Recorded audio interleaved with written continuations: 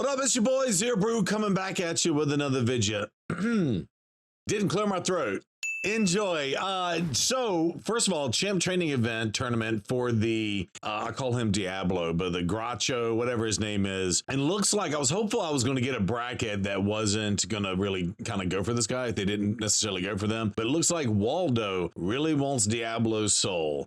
So I'm already at 9,400, and that's just leveling up some food champions. And so I got 3 champions level 5. We got the poisoner that matches that. We did Titus, and I did some work on a couple other champions or whatever. I don't know. Oh, I took up Ethos. Ethos should help me out in Faction Wars hard. Apparently, he is a hard hitter. Never really used him for the high elves, but all I have is Wallmaster, and Wallmaster can't cut it currently. So Ethos was recommended to me to do that. That being said, we have news that just got dropped today, so let's do a video on it. Real quick, click the link in my description to get a free Kro'Khad as well as Annex, Ugo, and Mausoleum Mage as you level up. Here's how to do it. Log out of Player and Play on a PC and uninstall. Click the link in my description and register with a brand new email. Launch raid and complete the tutorial. Go to your inbox and claim your first champion.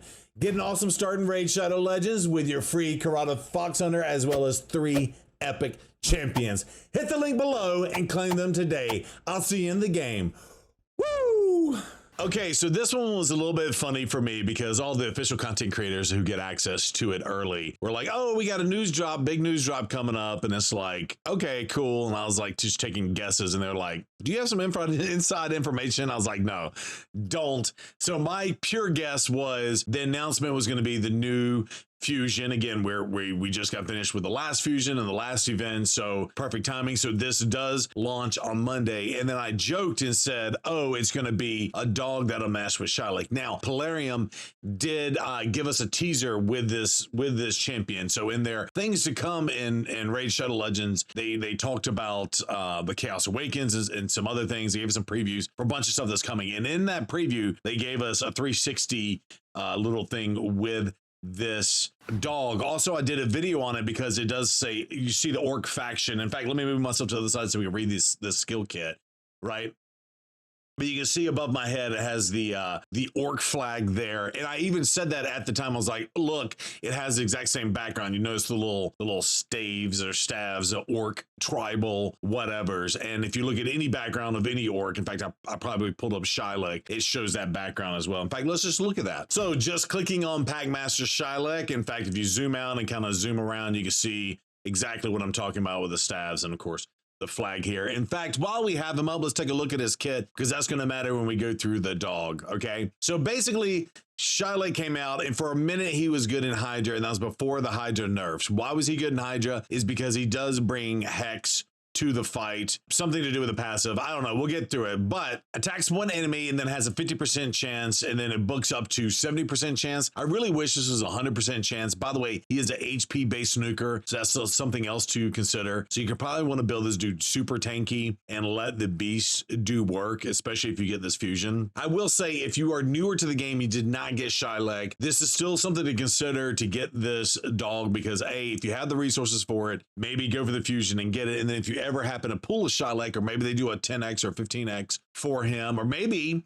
sometime in the future they give us a guaranteed. I know we've seen where they've given us Torment and some other Ninja, some other champions as a guaranteed way to kind of go back and give us some champions. So that's something to consider as well. And then if you skip out on the Hound, you won't be able to do some of this stuff. I'll also note that there were some really awesome challenges on Doom Tower. Hell Hades interviewed the guy that can do this. But basically, if you built this dude super slow and he gets attacked first, the passive works. I know I'm ADHD jumping around on this, but when attacks, he places a hex buff on the attacker for 1 turn. Excuse me, ally attacks on the targets under hex placed by the champion deal 20% more damage. So that's important to remember. But then it also says when this champion is attacked, all ally Terror Beast, Goremask, Helm Spawns, Hellfangs, Fellhounds, and Stitch Piece will counterattack. So as it stands right now, we don't know if they're going to add this dude into this. We assume yes, he will be added to it. There is some language in his kit. We'll get to that in just a second. But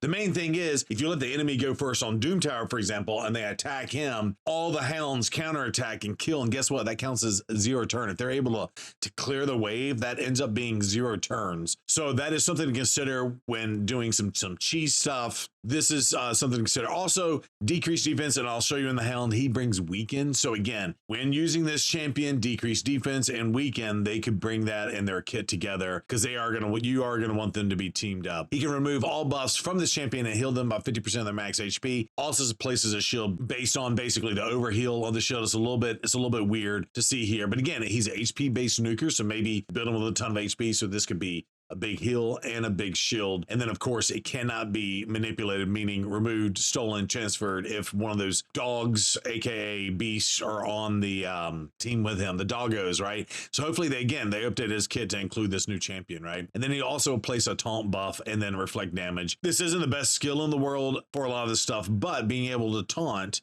right, and you have a huge shield up, might be able to protect a team around you, right? Something to consider. And then also fills the Terminator of all allies between 5%. Also has a 100% chance when booked of placing block buffs on all enemies for 2 turns. This debuff cannot be resisted if at least one Terror Beast or blah, blah, blah is on the same team.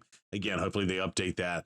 So what's cool is he may not need accuracy at all and just a ton of HP and defense to keep him alive and tanky. So again, without going too much into the details just at the start, but I'll just tell you right out of the rip, this is mainly built for Hydra itself, right? So I don't know if they're looking to combat Titus, and Trunda Titus is the new champion. It seems like everybody's been upset about Hydra and how they nerfed everything, and Trunda was still the leader in terms of damage output. So who knows how hard this champion's going to hit? That's the other caveat we'll say, is we don't know what this dude's multiplier is. So he may hit like toilet water and then hits normal when he's paired with Packmaster. So if that's the case, then this is probably not going to be the best champion in the world, but I would still say go get this, because you never know if he does hit like toilet water without Packmaster, then they may just buff him up to a normal level, and then all of a sudden he's hitting like God tier when paired with Packmaster. So those are all the caveats that I've just kind of thought about and future plans. You never know when they're going to buff or make changes in the game. So something to consider. Okay, so this first one is attacks all enemies. The attack deals single target damage to each target individually rather than AoE damage.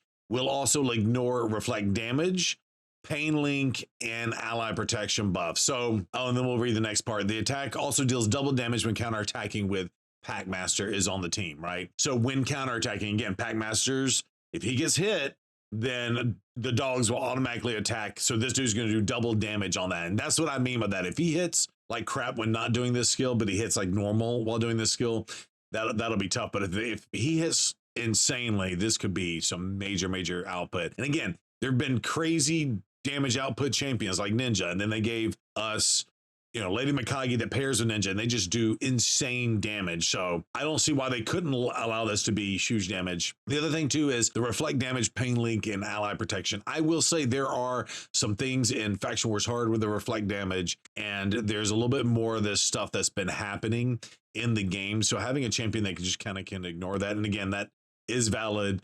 I guess it's the Head of Mischief, which also will reflect damage as the damage goes out. But Chimera, right? So think about when it goes into I think it's the Ram form, right? It reflects all that damage out. And when I do it with Marius, G-Nut, and or Crizia, they all just get smoked, right? So maybe this dude can do something crazy in Chimera. I haven't seen anybody post-announcement talk about that, so that's something to consider. All right, the A2 books down to a 3-turn cooldown, attacks all enemies, places an extra hit under enemies with 2 or more debuffs, right? So again, if they attack Packmaster, you're going to get Hex out there. Plus, he's also bringing a 100% chance to land a Leech, and we can debuff for 2 turns. The debuffs cannot be resisted. So this dude so far doesn't need accuracy. So he's going to get the weaken out there. Again, we talked about weaken pairing with the decreased defense. And I will say, using champions with Leech, champions like Ralzavarg, when he first came out, it was like, oh, he's selfish. A lot of the creators are like, oh, he's a selfish champion. He doesn't really bring anything to the table. But then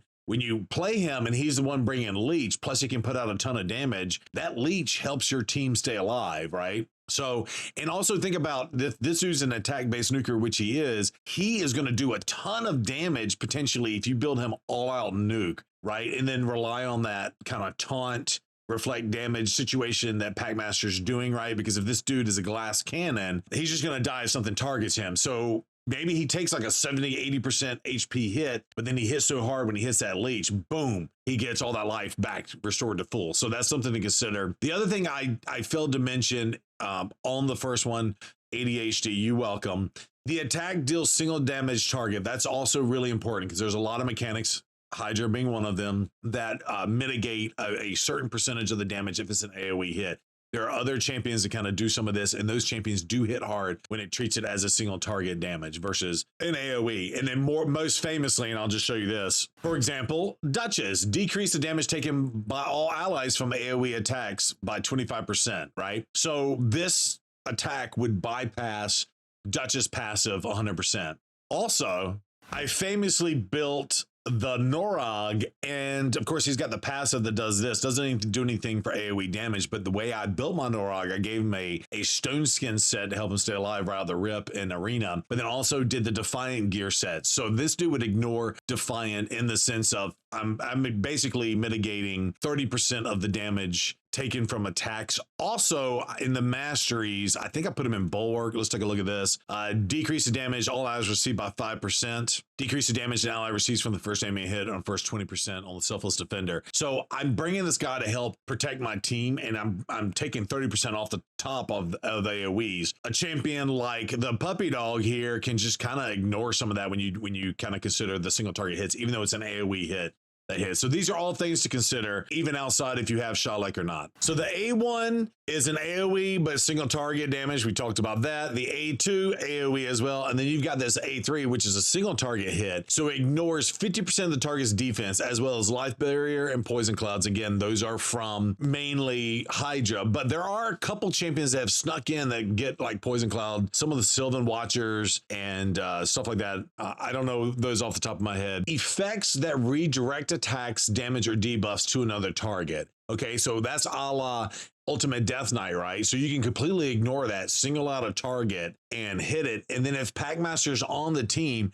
repeats the attack once if Packmaster Shylik is on the team, right? So that's kind of insane as well. And then increase, this is the passives, right? So also, I'll just go ahead and go to the aura, increase all ally attacks in all battles by 30%. By the way, it's all battles, so it doesn't matter kind of where you use him, which is also kind of great. I like seeing that come in because some are arena only and some are this or the other. You know, maybe you use him in siege in like a team defense with Packmaster or something like that. It could be insane. And this dude's bringing the attack up, right? Because you know that the arena siege or the arena only auras don't apply to siege, even though it's a arena based area, who knows, but that's something to consider as well. Okay, last but not least, Primal Ambition, the passive, increase this champion's attack by 5% when killing an enemy or decapitating a Hydra head, stacks up to 25%. Increases this champion's attack by 10% when killing an enemy or decapitating a Hydra head instead if Packmaster's on this team, so stacks up to 50%, right? So this is absolutely huge, right? Instantly activates the Dominant Predators, that's the A3 skill against a Hydra head when an ally is consumed by the head if Packmaster's on the same team, right? So, I mean, that's just an extra little thing. So obviously this champion with Packmaster is completely geared for Hydra. Really cool, can bring some really cool mechanics. So you're not going to get that if you try to use this dude in other areas, but it does say when killing an enemy. Now, decapitating heads happens a lot, especially if you're hitting really hard. So you'll stack up to the 50% or the 25% pretty quickly on that, but that could be insane. And then we do see on champions like Ninja, most famously, who can ramp up his attacks over time and stack up the stats. So 50% is absolutely huge, right? So think of this guy having 8,000 attack, and then you get like an extra 50% on top of that. So all that being said, I'm just going to end the video here. I think if you have the resources to go for this champion, even if you don't have Packmaster, potentially go for this just for the chance that you happen to get Packmaster in the future. And again, you never know. They may do a future thing where they're like, oh, we don't have a champion to give out right now. Oh, I know, we'll do Packmaster for one of the card flip things or something like that. So just something to consider. And again, I will say, I don't think this champion is going to be absolutely insane without Packmaster. The other thing that I was thinking about, and I do have this champion, and I use him in arena, and I have a specific arena team built around it, but as the orcs are coming, we've done a couple videos on this. Now, I perfectly set it up with Brago and Garal on this, but could I drop Brago and Garal? We lose the increased defense that Brago brings to this fight, but the main thing is you have Argaz, right? So the dog and Packmaster would count as orcs. So you get the level 3 action if you pair this dude still with Khan or whatnot. So I will say if you have the Unity champion, that could make for some insane combos as well. That being said, do me a favor, like, subscribe, do all the things, and we'll holler at you next time. Zero Brew out. Woo!